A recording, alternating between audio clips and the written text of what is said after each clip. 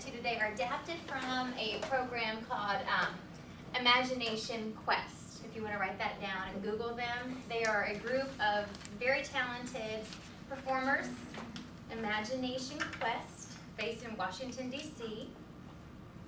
And as part of our studies at University of Tampa, back in the fall, they came and gave us an entire weekend's worth of training from these people, and they are phenomenal.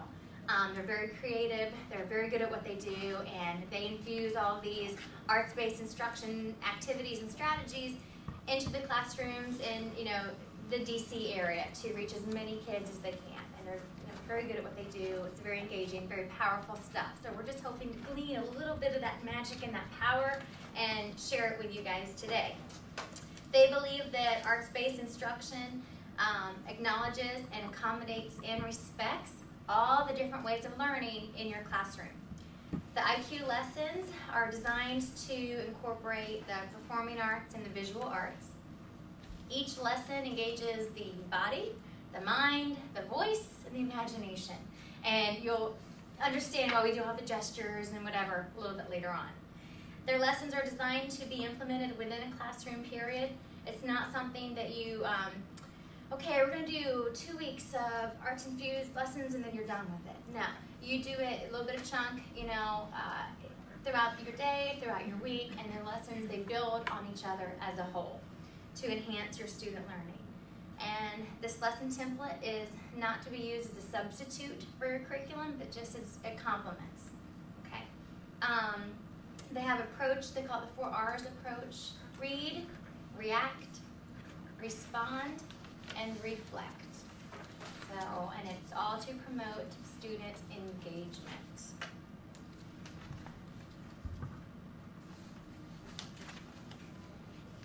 I see some of you taking notes already. If you happen to run out of space where you're jotting stuff down, there is a notes page on the back that can be helpful in the back of your packet if you need it.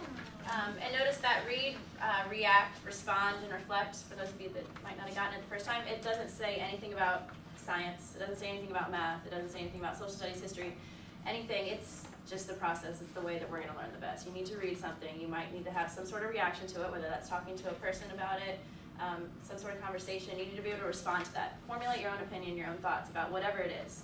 And then you need to, at some point, reflect back on what you've learned. And that's really when you're going to really digest it, and it's going to become a part of your knowledge. And this 4 R's approach can be used, and the arts infusion can be used across all disciplines. And we're going to get into some of that. And you're not going to see examples of that today, but we're going to discuss and touch on that, of how it can be used across the curriculum, because that is what we want to do.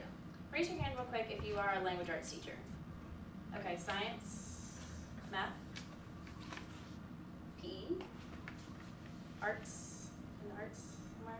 Okay, so we've kind of got a little bit of a mixture in here. The lesson that we're going to do is a language arts-based lesson with the infusion of the arts, because we're language arts people. However, it's so easily adapted. And we missed any ESC teachers? Yeah. Oh, sorry. Heart goes out. Heart goes out. What about high school? Let's do it that way. High school, okay, middle, and elementary. Nice. Okay, all right, good mix, okay. All right. Before we get into the fun stuff, we are going to give you a little bit of the explanation of the theories. We want you to know that this isn't the fluffy stuff that you add so that mom has a cute painting to hang on her refrigerator. It's not something that you do just to add fun to your classroom. It is an actual venue for your learning, and it's research-based, and it's been proven by all these really smart theorists that this actually works. It's real stuff that you can take it to your principal if you have a principal that has doubts. We're lucky enough not to have a principal that has doubts at this point. And say, listen, I'm doing this because of this. You need to have rationale behind what you do, because people aren't going to buy in. Your administration's not going to buy in unless you've done your homework on the subject. So if this is something that's meaningful to you, you want to be well versed in what you're talking about. So there's 4 main guys that we like to talk about when it comes to this sort of thing. We have Howard Gardner. You don't have to write this stuff down unless you want to research it more, but Howard Gardner, he has all of his thoughts and theories, and his implications for teachers are such that using the arts in your classroom approaches subjects in a variety of ways. So when you're teaching something and you're getting that glazed over look by some of the kids in your class, it gives you another way to teach the same thing. So maybe one kid gets it one way, and then you do something arts-based the next day, and somebody else, the light bulb will go on, and it's a beautiful thing. It personalizes your education, which delivers optimal results. Most of you know that when you have ownership over what you're doing and you had some sort of choice in what you're doing, it's more meaningful for you. When you're forced to do something, you're forced into this little box, you feel exactly that, trapped in a box. When you're given choice, when you're allowed to express yourself in different ways, the learning is going to stick and you're going to actually want to do it. You're not going to dread going to school. And also the use of the multiple intelligences delivers a powerful entry point for knowledge. And it provides multiple ways of representing the core ideas. Kalani said that this is not to supplement. It doesn't mean that you never teach vocabulary in a normal, traditional type of way. This is to add to it. It goes along with your standards, so you don't have to worry about you're teaching something that has no standards to it, because we know that drives our curriculum. It goes right in there with your core ideas. Jerome Bruner, he said that knowledge is constructed by experience. It doesn't say knowledge is constructed by reading it. Knowledge is constructed by experiencing it. So yes, you can read it to have some background knowledge on the subject, but then you need to have some sort of meaningful experience. And not everybody can take a field trip to experience a museum about whatever it is that they're learning about. You have to figure out ways to do it in your classroom and supplement all the experiences that these kids aren't getting at home. So that's very important. Metacognition assists learning, and also the culture of your classroom shapes and forms systems of values, rights, exchanges, obligations, and power. Basically, you need to have a safe culture in your classroom, you guys all know that. But through the arts is a beautiful way for some kids that wanted to sit in the back corner to have to come in and join what's going on. And maybe they don't like to read out loud, maybe they don't like to have to do a presentation, but maybe they'll draw something for you that's meaningful and share it with somebody else. And you can come on and join our inner circle here and grab the pamphlet. Join us if we pull up a desk. Another big name in education is Vygotsky. And through his research all those years ago, he taught us that we learn by doing. And that's as adults, that's as children. And that social interaction is key. You know, we are social learners. Guess what? So are our students. So you want to keep that element in your classroom. Another big name is Stanley Greenspan. Through his research and works, he taught us the link between brain and behavior. And just so we want to, keep in mind that this isn't just what some art teacher said, oh, you should help do this, or oh, we're going to do it because it's fun.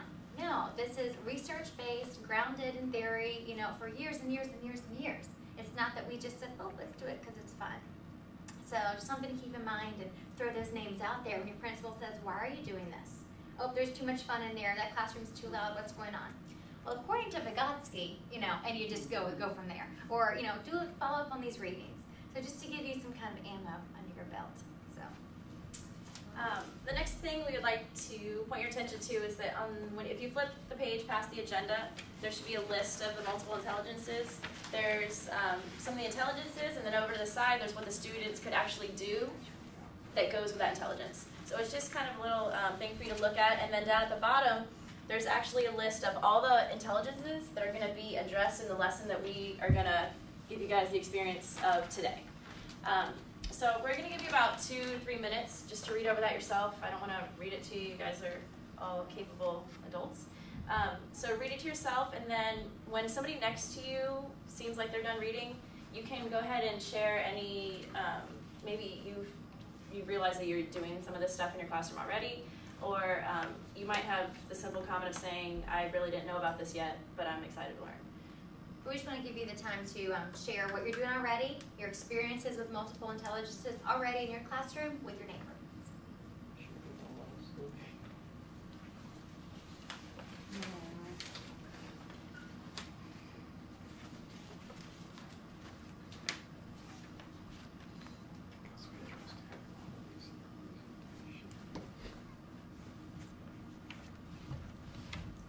Some good conversations going on, but for the sake of time, we do have to squelch your thoughts for a second. And we're going to get on with the lesson. There's going to be plenty more time for you guys who are going to share and be able to share. Did anyone want to share anything out with the group? Okay, all right. You look like you had something to say. All right. Who, me or her? You did. Oh, well, she was just asking, because I'm a music teacher, and right now I just teach privately in my music studio. And I actually incorporate a lot of things into the lesson outside of music. I mean, history and all that. And the one assignment I have a 5th grader working on right now is to teach him about Bizet as a French composer who wrote Farandole, or you guys know it as We Three Kings, Orient, I think. And but it has 2 sections to it. But then on this one lesson plan, it has a story about a snowman on a horse, like he's a knight.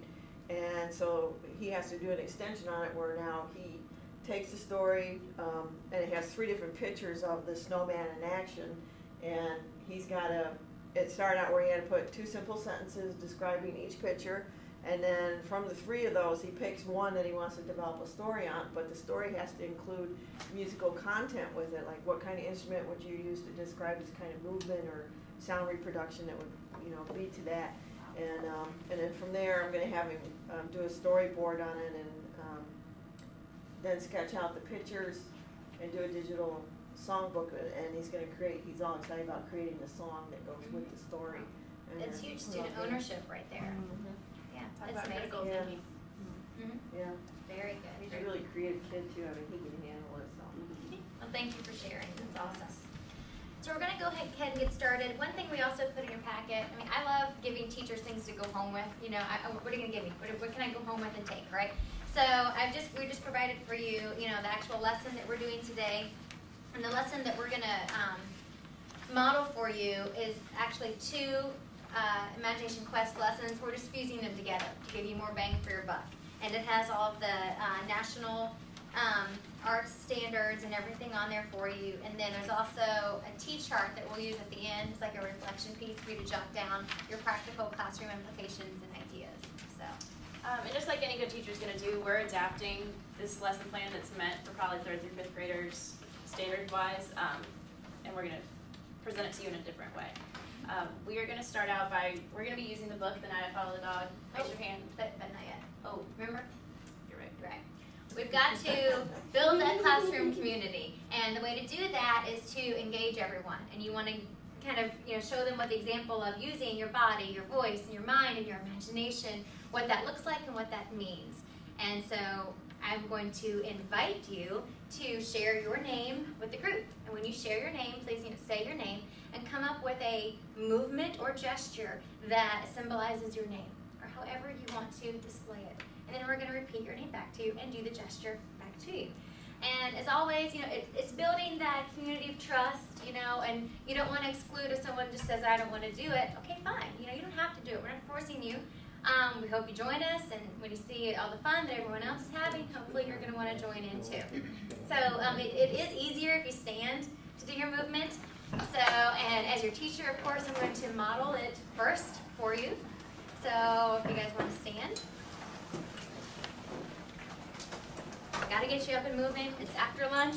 We're hitting the afternoon slump. Got a lot to compete with. So my name is Kalani. So We're going to repeat after her. Kalani. Great. All right, my name is Amy. Ready? Amy. My name is Mandy. Mandy. My name is Laura. Oh, Laura. My name is Anna. Anna. My name is Jennifer. Jennifer. My name is Johannes. Johannes. My name is Stanley. Stanley. My name is Alexandra. Alexandra. Charlene. Charlene. Kathy. Kathy. Leslie. Leslie. Renee. Renee. Rebecca. Rebecca. Okay, lots of different modalities and everything used, so welcome.